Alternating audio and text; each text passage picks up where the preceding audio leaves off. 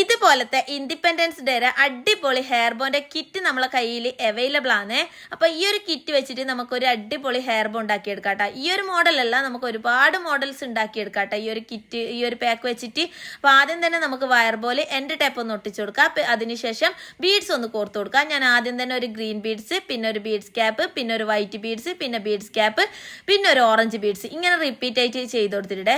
പിന്നത്തെ മോഡൽ എന്ന് പറയുന്നത് നമുക്ക് 2 green beads, 2 white beads, 2 orange beads, ഇതും ബീഡ്സ് ഗ്യാപ്പ് ഇടക്കിട്ടിട്ട് ചെയ്ത് കൊടുക്കുക.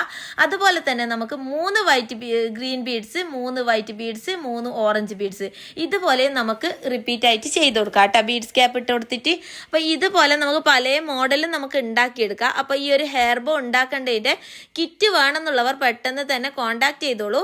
അതുപോലെ തന്നെ ഞാൻ ഇതിൽ ആദ്യത്തെ മോഡലിൽ ഹെയർ ബോ ഒന്ന് ഫില്ല് ചെയ്തെടുത്തിട്ടുണ്ട്. അതിനുശേഷം നമുക്ക് എൻഡ് ടേപ്പ് ഒന്ന് ഒട്ടിച്ചു കൊടുക്കാം. ഇടയ്ക്ക് ഗ്ലൂ ചെയ്യണമെന്നുണ്ടെങ്കിൽ ഗ്ലൂ അപ്ലൈ ചെയ്ത് കൊടുക്കുക. അപ്പൊ ഈ ഒരു കിറ്റ് വേണമെന്നുള്ളവർ പെട്ടെന്ന് കോണ്ടാക്ട് ചെയ്തോളൂ.